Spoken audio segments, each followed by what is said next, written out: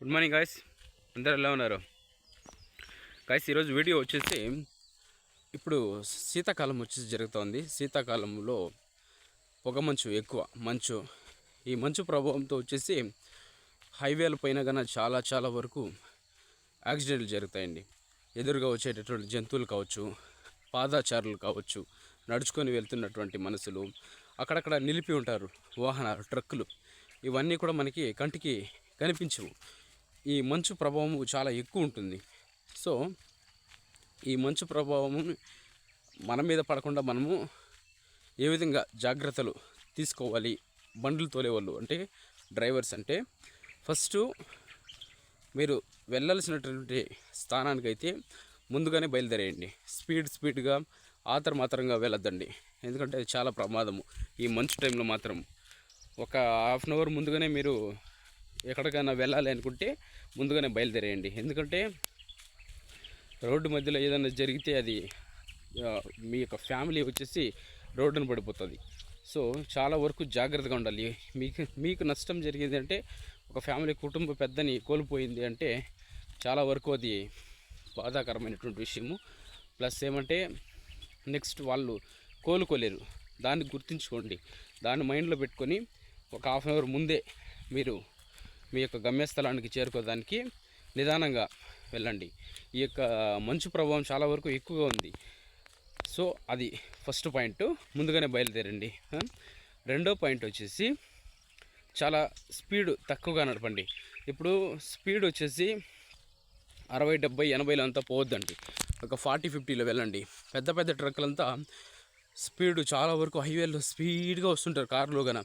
మీరు ఎంత స్పీడ్గా వచ్చినా కూడా సడన్ బ్రేక్స్ వేయడం వల్ల కార్లు కానీ బండ్లు కానీ ఎటువంటి కంట్రోల్ చిక్కవు. అవి ఇక్కడ మనం ఇంత దూరంలో బ్రేక్ కొట్టినా కూడా 100 మీటర్స్ వరకు జారుకుంటూ వెళ్తాయి. అంత ఓవర్ స్పీడ్లో వస్తారు. సో ప్రమాదం జరిగిపోయిన తర్వాత ఎవరేం చేయలేరు. ఓకేనా? ఒకసారి మనిషి పోయినాడంటే ఇంకా అతను తిరిగి తీసుకురాగలుగుతామా? లేదు. అదే కారో బైకో ఇవి పోయినా కూడా మళ్ళీ కొనుక్కుంటాం. మనిషి పోతే కొనేకవుతుందా? కాదు. సో అంత మైండ్లో పెట్టుకొని ప్రమాదం జరగకముందే మనము మరిన్ని జాగ్రత్తలు తీసుకోవాలి. ఎందుకంటే మంచు టైంలో నేను బెంగళూరుకి వస్తున్నప్పుడు బెంగళూరులో వెళ్తున్నప్పుడు వచ్చినప్పుడు చాలా వరకు చూశాను మంచు టైంలో ఎటువంటి ప్రమాదాలు జరుగుతాయి అని చెప్పేసి. సో జాగ్రత్తలు తీసుకోండి. ఓకేనా? మూడో పాయింట్ వచ్చేసి మంచు ఎక్కువగా పడతా ఉంటే బండి స్టాప్ చేసేయండి, నిలిపేయండి ఒక చోట. ఏం పర్వాలేదు, నష్టం లేదు. బండి ఒక చోట నిలిపేసి ఆరామ్గా ఒక హాఫ్ అన్ అవర్ మీ ఆఫీస్కి లేట్ అయితే కూడా పర్వాలేదు, చెప్పండి మంచు ఎక్కువగా ఉంది, నాకు హైవేలో రావడానికి కుదరదు. నేను అలాగే చేసేవాడిని. మంచు ఎక్కువ ఉండేటప్పుడు నేను నిలిపేసి మా బాస్కి ఫోన్ చేసి చెప్తా ఉంటాను, సార్ మంచు ఎక్కువగా ఉంది, నేను ఒక హాఫ్ అన్ అవర్ లేట్గా వస్తాను అని చెప్పేసి. ఆ విధంగా చేస్తూ ఉంటాను. బెంగళూరులో ఎక్స్పెడిటర్స్ ఇంటర్నేషనల్ లాజిస్టిక్స్ అనే కంపెనీలో సీనియర్ లాజిస్టిక్స్ ఎగ్జిక్యూటివ్గా పనిచేస్తూ ఉంటాయి. నా కింద వచ్చేసి ఒక 15 వెండర్లు ఇచ్చేవారు. ఆ వెండర్లే అంటే మా కంపెనీ ఏ విధంగా అంటే స్టోరేజ్ రెంట్కి ఇస్తుంది. సో వాళ్ళ యొక్క ఐటమ్స్ అంతా వేర్ హౌస్లో వాళ్ళు ఇన్వెంటరీ చేస్తారు, భద్రపరుస్తారు. ఆ ఇన్వెంటరీని కాపాడేది మేము. ఆ inventory stock reports, orders, inward outward, shipments పంపించేది యాజ్ పర్ కస్టమర్ రిక్వైర్మెంట్ ఏముందో అవన్నీ చేస్తూ ఉంటాం. ఆ విధంగా నేను దగ్గరగా 15 కస్టమర్స్ని హ్యాండిల్ చేస్తూ ఉంటాను. మేజర్ కస్టమర్స్ ఏమంటే థర్మోకింగ్ ఏసీ, థర్మోకింగ్, అనెక్స్టర్ హెడ్సెట్లు, తర్వాత వచ్చేసి QSC LLC అనేవి నంబర్ 1 వరల్డ్లోనే నంబర్ 1 స్పీకర్స్ అవి. ఓకేనా? పెద్ద స్పీకర్లు అవి ఎక్కడ వాడతారంటే పెద్ద ఈవెంట్లకు వాడతారు. అది చేస్తూ ఉంటుంది. హేవర్త్ అనేది మంచి ఆన్లైన్ ఫర్నిచర్ కంపెనీ, అది హ్యాండిల్ చేస్తూ ఉంటుంది. తర్వాత వచ్చేసి ఇంకా చాలా ఒక 15 కంపెనీస్ వరకు హ్యాండిల్. ఇది అల్ట్రాసౌండ్ సిస్టమ్ హెచ్పిది, ఫిలిప్స్ అల్ట్రాసౌండ్ సిస్టమ్, ఫిలిప్స్ది, అది హ్యాండిల్ చేస్తూ ఉంటాయి. ఫిలిప్స్ అల్ట్రాసౌండ్ సిస్టమ్ తెలుసుకో, మీకు పెద్ద కంపెనీలు వస్తుంది, పెద్ద మిషన్స్ వస్తుంది, హాస్పిటల్స్ అవన్నీ కూడా హ్యాండిల్ చేస్తూ ఉంటాను. అంత పెద్ద వర్క్లో నుంచి రిటర్న్ రావడానికి కారణం కరోనా మూమెంటు. ఇంటి పక్కల ఒకరు చనిపోయి ఆ భయానికి మళ్ళీ బెంగళూరు నుంచి అంతా వాపస్ వచ్చేసినాం ఫ్యామిలీ మొత్తం. ఇక్కడ వచ్చి మళ్ళీ ఊర్లో ఉండిపోయినాం, మళ్ళీ పోలేదు. పిల్లలు పెద్దోళ్ళని మనం చూద్దామని. సో అందుకోసము పొగ మంచు ఎక్కువగా ఉంటే వెళ్ళొద్దు.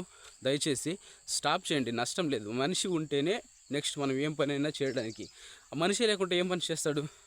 సో ఆత్రపడద్దండి ఎవరు, చాలా డేంజరు పొగమంచు మాత్రం హైవేల్లో, ఆత్రపడద్దండి. తర్వాత వచ్చేసి 4th పాయింట్, ఓవర్టేక్ చేయొద్దండి. ఓవర్టేక్ ఎటువంటి వెహికల్ని పొగమంచు ఉండే టైంలో ఓవర్టేకే చేయొద్దండి. ఎందుకంటే మీకు ఎదురుగా వస్తున్నటువంటి వాహనాలు ఏవి తెలియవు, ఎటువైపు నుంచి ఏ వాహనాలు వస్తాయి అనేసి ఎక్స్పెక్ట్ కూడా చేయలేము మనము. మామూలుగా మనకి క్లియర్గా కనిపిస్తున్నప్పుడే మనకి యాక్సిడెంట్లు ఎక్కువ జరుగుతాయి. అటువంటిది పొగమంచు టైంలో మనం ఓవర్టేక్ చేస్తే అది ఇంకా చాలా చాలా డేంజర్. ఓవర్టేక్ మాత్రం ఎట్టి పరిస్థితుల్లోనూ చేయొద్దు.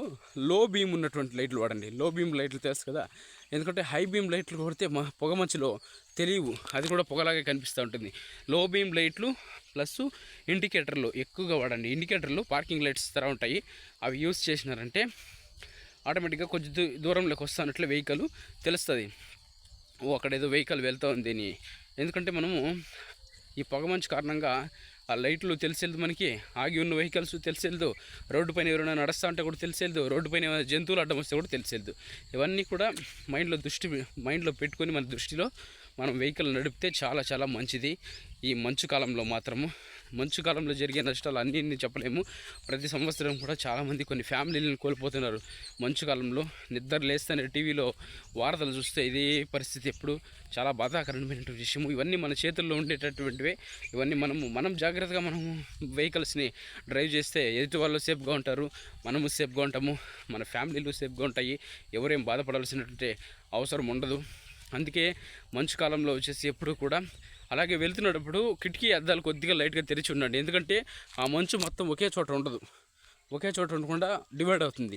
ఆ విధంగా చేయడం వల్ల హైవేల్లో కూడా వెహికల్స్ వెళ్ళేటప్పుడు కొంచెం కూడా లాక్కొని వెళ్ళిపోతుంది మంచుని, ఒకే చోట కేంద్రీకృతం కాకుండా.